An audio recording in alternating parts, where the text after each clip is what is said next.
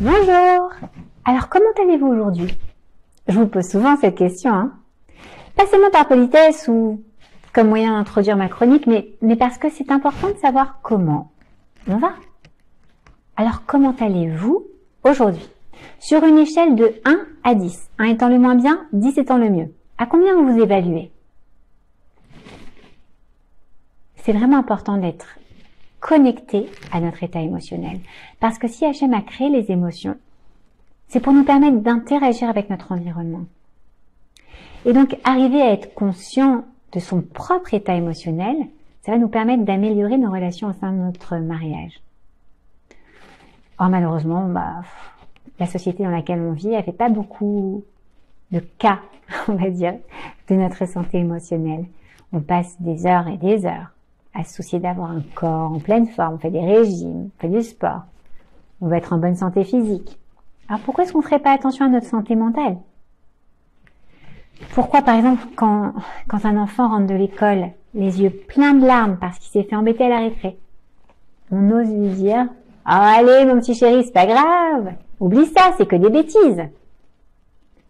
Pourquoi, lorsqu'on ressent, même nous d'ailleurs, un sentiment de honte ou de tristesse ou de solitude, on laisse cette petite voix accusatrice au fond de notre tête nous dire « Mais t'as pas un peu fini de pleurer sur ton sort?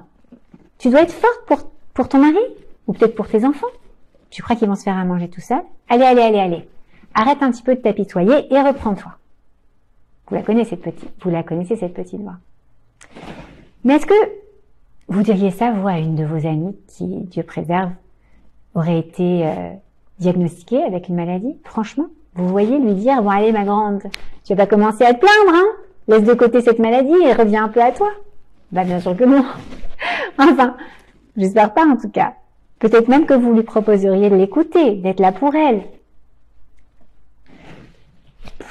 Peut-être de l'aider en tout cas dans cette épreuve, c'est sûr.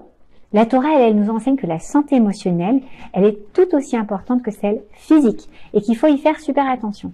Nos sages, ils nous disent qu'il faut surtout pas blesser quelqu'un émotionnellement, qu'il faut faire honte à quelqu'un en public parce que c'est tout aussi grave que de tuer cette personne. Et d'ailleurs, comme si on avait besoin que la science vienne approuver la vérité de la Torah, eh bien, des études de neurosciences récentes ont prouvé que la partie du cerveau qui est activée lorsque nous renversons du café sur la main et qu'on se brûle, c'est la même que lorsqu'on ressent de la honte, de la tristesse ou quand on se sent seul. Si on prêtait un petit peu plus attention à l'état émotionnel de notre mari, si on lui demandait vraiment avec kavana, avec intention, comment ça va chérie aujourd'hui? Comment tu te sens? Mais vraiment, comment tu te sens? Et qu'on lui offre une oreille attentive et empathique. Par exemple, si le mari nous dit je suis anxieux en ce moment, je me sens stressé, on arrête son activité. On se tourne vers lui, quoi qu'on soit en train de faire. On regarde dans les yeux et on écoute ce qu'il a besoin de partager avec nous. Même nous, on aime ça. Quand on se sent seul, quand on n'en peut plus d'une situation. On n'a pas envie d'être ignoré. On a envie qu'il s'asseye en face de nous, qu'il écoute notre souffrance parce que c'est une vraie souffrance, elle est réelle. La santé émotionnelle est réelle et en prendre conscience, se connecter à l'état émotionnel de son mari, ça permet d'améliorer notre Shalom Bayit. À la semaine prochaine.